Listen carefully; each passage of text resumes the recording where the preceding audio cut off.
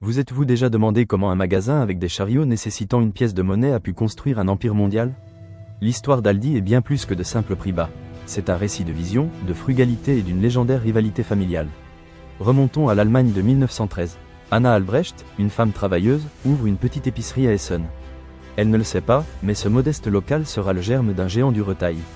Après la Seconde Guerre mondiale, ses fils, Karl et Theo, prennent les rênes de l'entreprise. L'Allemagne dévastée par la guerre est un terrain fertile pour un nouveau modèle économique, le discount. Les frères Albrecht ont une idée révolutionnaire, offrir des produits de base de bonne qualité à des prix incroyablement bas. Leur secret, réduire les coûts au maximum. Moins de personnel, moins de fioritures, moins de variété. Ils se concentrent sur l'essentiel. En 1961, le magasin d'Anna Albrecht s'est déjà multiplié en un réseau de plus de 300 locaux. Mais, comme souvent, le succès engendre des conflits.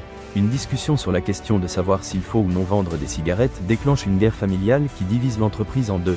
Aldi Nord, sous la responsabilité de Theo, et Aldi Süd, sous la responsabilité de Karl.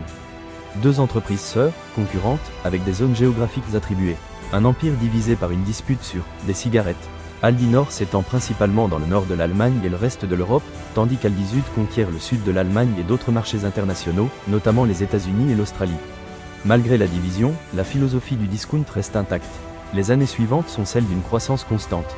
Aldi révolutionne l'industrie de la vente au détail. Ses magasins sont simples, presque spartiates. Les produits sont exposés directement dans leur carton. Les clients doivent emballer leurs propres achats. Chaque détail est pensé pour économiser les coûts. Et ces économies sont répercutées sur le client. Aldi devient synonyme de prix bas, mais aussi de qualité surprenante. Ses produits de marque propre, souvent comparés à ceux de marque leader, gagnent des adeptes rapidement.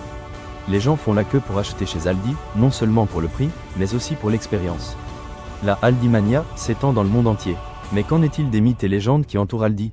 C'est là que l'histoire devient intéressante. L'une des rumeurs les plus persistantes concerne la prétendue obsession des frères Albrecht pour la vie privée et la sécurité. On dit que Theo Albrecht, après avoir été enlevé en 1971 et libéré après avoir payé une rançon millionnaire, est devenu paranoïaque et obsédé par la sécurité. Certains affirment que Theo a installé des microphones cachés dans ses bureaux pour espionner ses employés. D'autres disent qu'il a construit des passages secrets dans ses maisons et ses bureaux.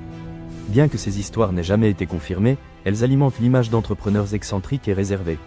Un autre mythe, peut-être plus plausible, est celui de leur extrême frugalité. On raconte que les frères Albrecht vérifiaient personnellement les factures de l'entreprise à la recherche d'erreurs, éteignaient les lumières en quittant les bureaux et réutilisaient le papier usagé.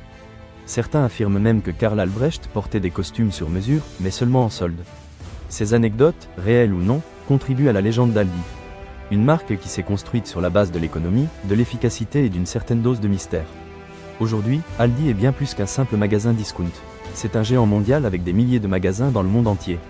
Il a changé la façon dont nous achetons, obligeant les autres chaînes à baisser leurs prix et à être plus efficaces.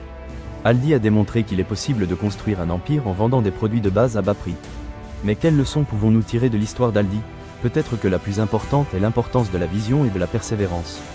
Les frères Albrecht avaient une idée simple mais puissante, offrir des produits de qualité à bas prix. Et ils se sont accrochés à cette idée, même lorsqu'ils ont rencontré des obstacles et des désaccords. Cela nous enseigne également que la frugalité et l'efficacité peuvent être un avantage concurrentiel. Aldi a prospéré grâce à son approche implacable de la réduction des coûts. Chaque détail, de la disposition des magasins à la gestion du personnel, est conçu pour économiser de l'argent. Et, bien sûr, l'histoire d'Aldi nous rappelle que même les entreprises les plus prospères peuvent être victimes de conflits internes. La division entre Aldi Nord et Aldi Süd est un exemple clair de la façon dont les différents familiaux peuvent affecter une entreprise.